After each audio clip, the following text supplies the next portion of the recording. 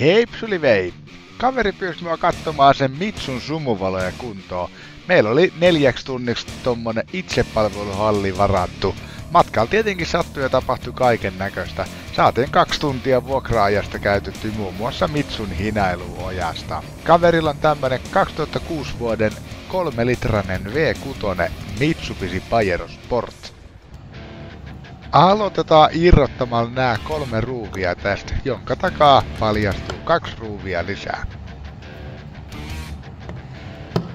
Mä yritin etsiä YouTubesta videoita kyseisen auton sumuvaloista.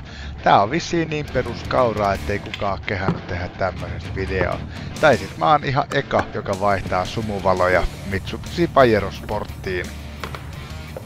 Sinne tipahti ruuvi. Kaivetaan se sieltä vähän myöhemmin.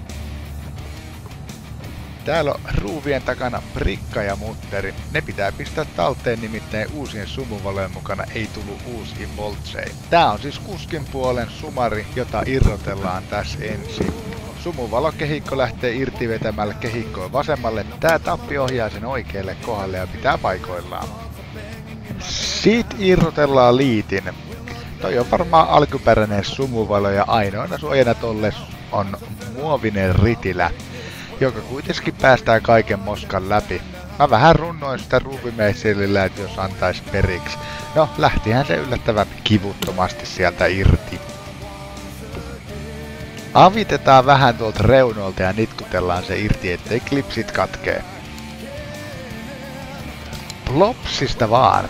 Onpa hyvät tiivisteet liittimes, ihan uudenveroinen liitin sisäpuolelta.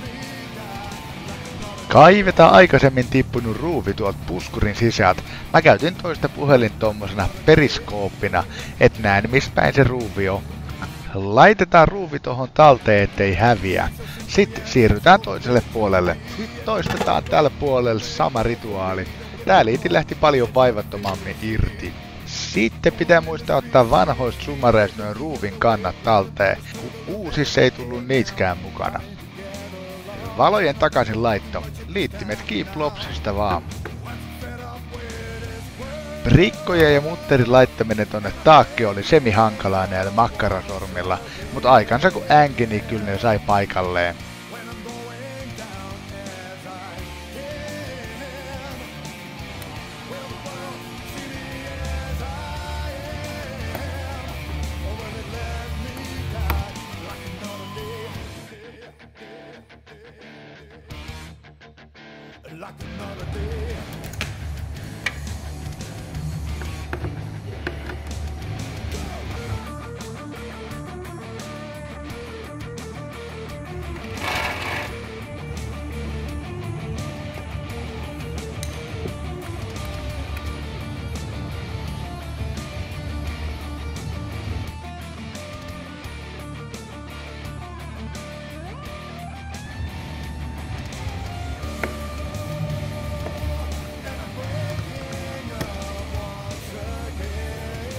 Sitten ruuvit kireelle.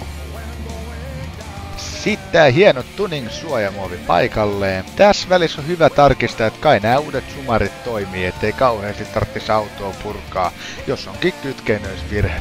Hyvinhän ne toimii. Huomattiin, että toi yksi sumarin takaruuveista ei ole ihan pohjasasti, ja että nämä sumarit heiluu ihan hirveesti. Yritin ruuvaa tota kiinni päin ja katkihan se meni. Verrattiin toiseen sumariin ja samanlaiselta se näytti. Todettiin vaan, että menkää tommosena. Kyllä se pysyy. Kiitos kun katsoit videon. Lisäilen tänne kannulle kaikkea autoaiheista kontenttia. Moi moi!